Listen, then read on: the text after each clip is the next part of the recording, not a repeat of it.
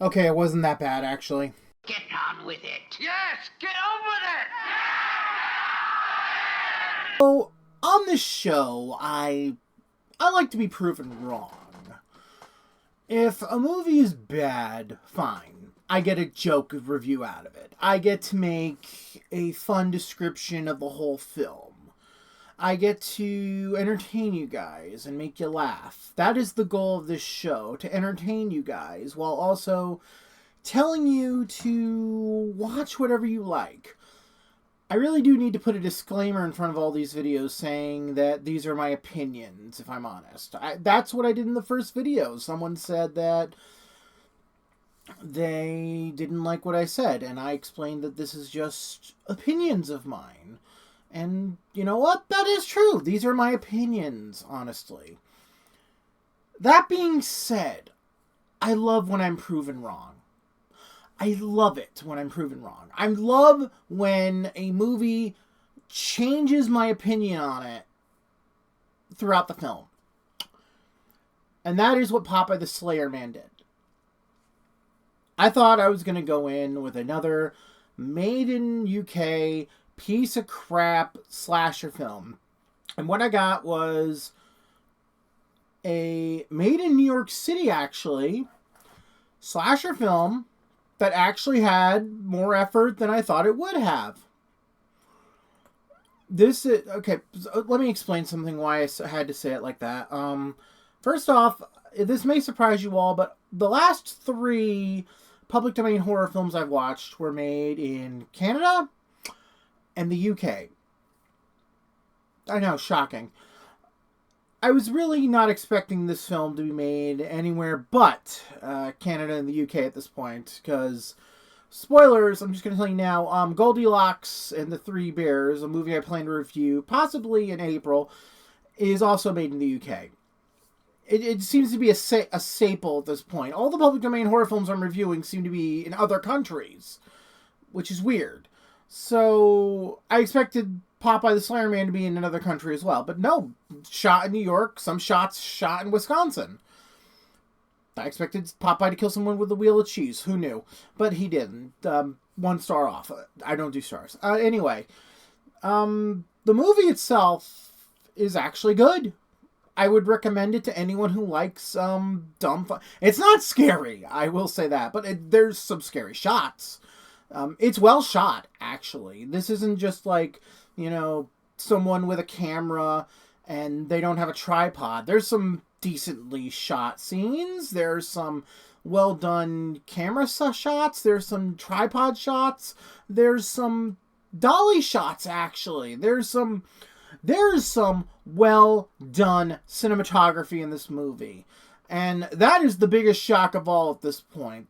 Because I did not go into this expecting competency. I mean, I expected Popeye, which I got a lot of, because Popeye doesn't just stand there looking menacing.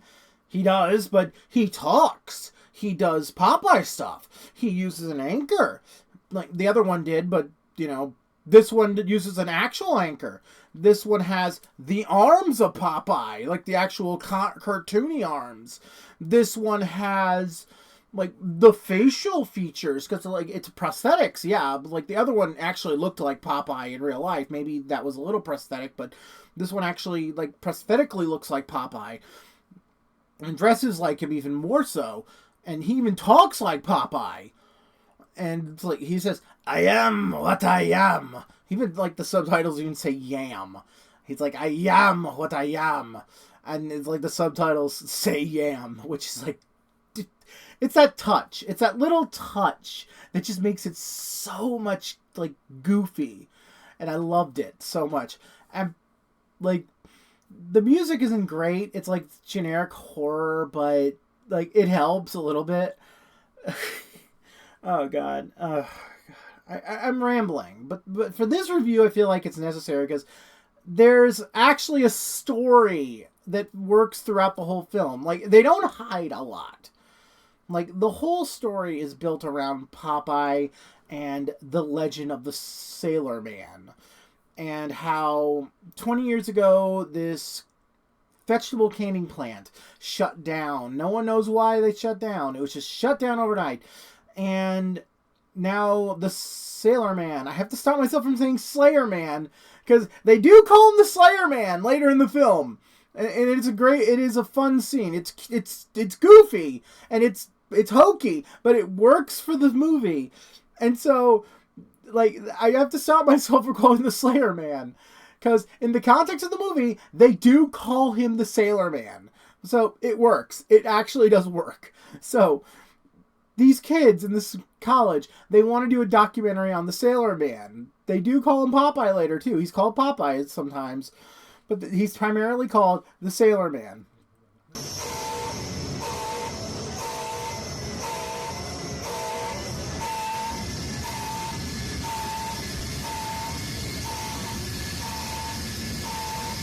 And so they get together. There is 5 of them. There's a 5th one that adds on in a little bit into the movie from a bar. She's a waitress. She has a boyfriend who's an incel dick. He's an alpha male bro, essentially, and his friend is an incel dick. And they have another friend called Terry's the boyfriend. This other guy who's kind of a nice guy. He's not the worst person.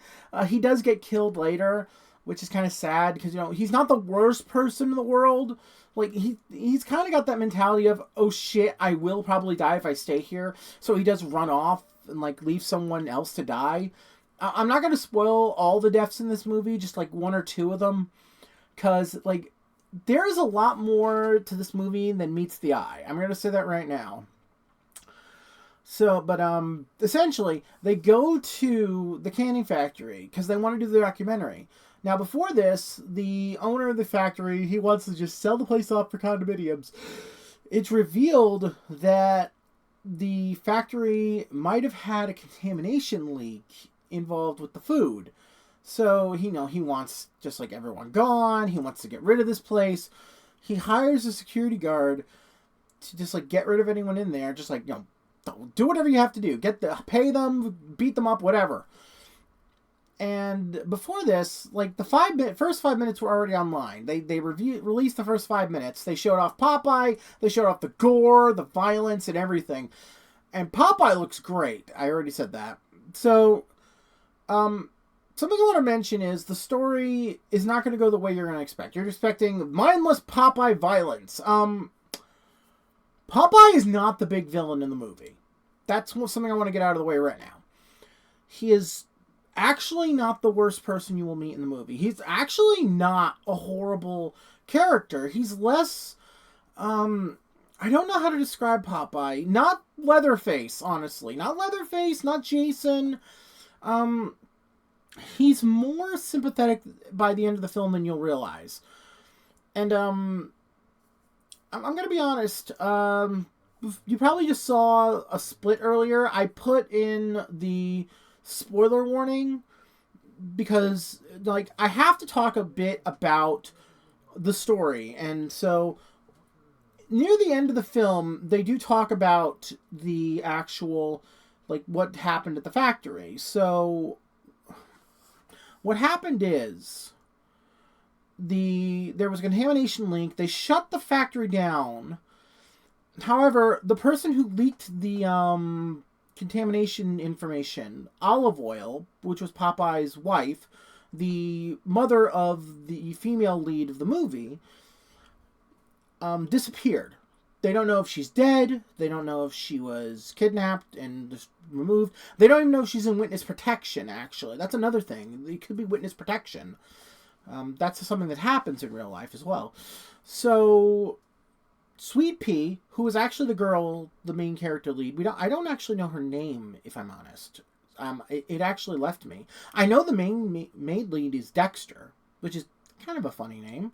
I mean, maybe it's a reference to Dexter's Lab, because the guy is pretty inquisitive.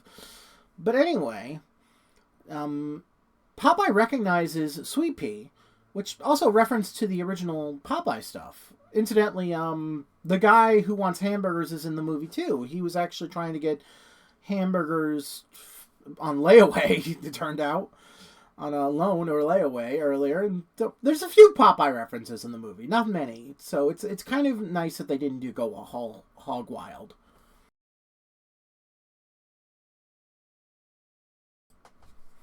Okay, so spoilers are over. Let's talk about the gore now. The gore is really damn good. It's a way big step up from Popeye's Revenge, which was mostly just blood. So there is like decapitations. There's skull crushes. There is a scalping, actually, which I have not seen a good scalping in a long time in a horror film. There is a man getting his arm ripped off and beaten to death with it, which was killer. There was a shooting, which was not even Popeye's fault, I won't lie. There is a head twist. There's a head crush. There's a guy getting beaten up till his guts fall out. There's two people getting impaled on rebar. I don't know why he had only one finger out. That's so weird. There's essentially 9 bodies in this film, and you will love every single one. Or are there 9 bodies? I'm not spoiling that last one. I'm not. But, yeah. So, this movie is really good. I'm not lying when I say that. I am shocked by how nice Popeye the Slayer Man is. Because I went into this with no expectations, and even low expectations, and I left with high regards for this. This is actually better than I had any right being, because this was fun. This was a fun horror film. And this is something I never expected. I never expected the movie to be fun horror. I expected it to be bad or lame. Not fun, honestly. So, I recommend renting this, or even buying it if it comes out on Blu-ray or 4K. I hope it does. I want to buy Popeye the Slayer Man. I want it to be on my shelf of movies. This is, dare I say it, a good movie. This is something that deserves to be a physical release. I hope Popeye the Slayer Man is on a Walmart shelf by Halloween. This is a good movie, and I hope everyone gets a copy. This was also not a sponsored review, nor did I actually rented this movie out of pocket. So that's how much I like this movie. I'm recommending you rent it as well. If you like this video, please give it a like and a subscribe. If you didn't like the video, please tell me what you didn't like. We're always evolving here at Capollo Gaming. We're always striving to be better than we were last time. I love all of you. Andre loves all of you. And we will see you all next time. Fuck, I gotta review Goldilocks and the Three Bears next time. I hope you all enjoy that.